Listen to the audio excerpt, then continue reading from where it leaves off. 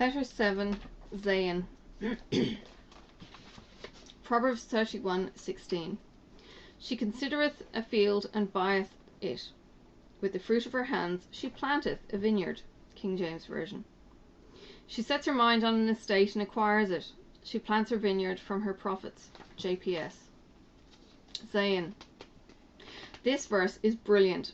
It stabs a massive hole in the submit woman. Keep your world confined to just your husband and children and home. Religious, chauvinistic, hot air balloon. Stab is indeed the operative word here, as the Zayin was a picture of a sword, and if you look at it long enough you will be able to see. Consequently, the Zayin stood for aggressiveness.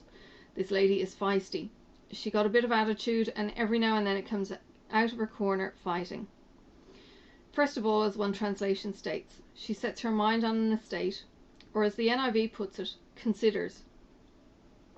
She is thinking, planning, and dreaming, and then once a strategy has emerged, she acts. Self-doubt is dissipated as she gives herself internal permission to succeed. This is the only way life is meant to be. What we see and ponder on the inside should eventually flow into action on the outside. There is a planning stage, and there is a doing stage. No room for long-term hesitation and procrastination. I'm sure her family are her cheerleaders here, but even if they're not, her inward strength moves her forward. Zig Ziglar would have put it this way. She is designed for accomplishment, engineered for success, and endowed with the seeds of greatness. Anything less than that is simply not acceptable. The key word is the word buyeth or acquire, which in some versions of the Bible is translated seized. It has a sense of urgency to it. The key word is the word buyeth or acquire, which in some versions of the Bible is translated seized. It has a sense of energy to it, going out and grabbing something. Forget Little Women, this is Xena, the warrior princess. I can sense all the men out there getting either worried or excited, and so you should be. For when she sets her mind to doing something, she is going to do it, and in this particular case, purchasing land and starting a small business. Previously we discovered such characteristics as dependability and security. Here we see the other side of the coin, a risk taker, an entrepreneur, someone who is willing to try new things and accept new challenges. I once heard of a couple of ladies who were inspired by this particular verse to start their own small business. They talked to their husbands first to get their input and advice, but discovered their husbands were not as equally enlightened and thought their idea would never work. Yet this did not dissuade the ladies in question.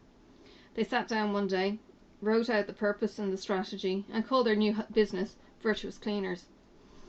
Their idea was to organize a domestic cleaning company that would pride itself on excellence. Within a year, both their husbands were working for them. Now, some men, it seems, have a problem with their spouse begins to earn more money than they do. I think such a reaction is very strange.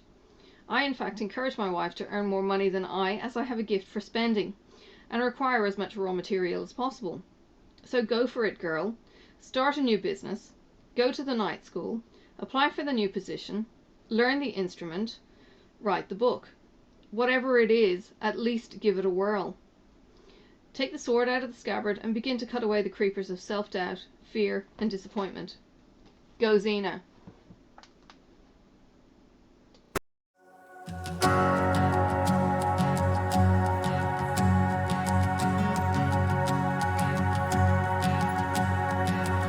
Who am I that the highest king would welcome me?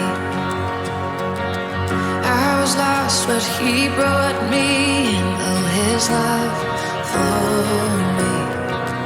Oh, his love for me. Who the sun sets free, oh, is free indeed. I'm a child of God, yes I am. Free at last, he has ransomed me, his grace runs deep. While I was a slave to sin, Jesus died for me.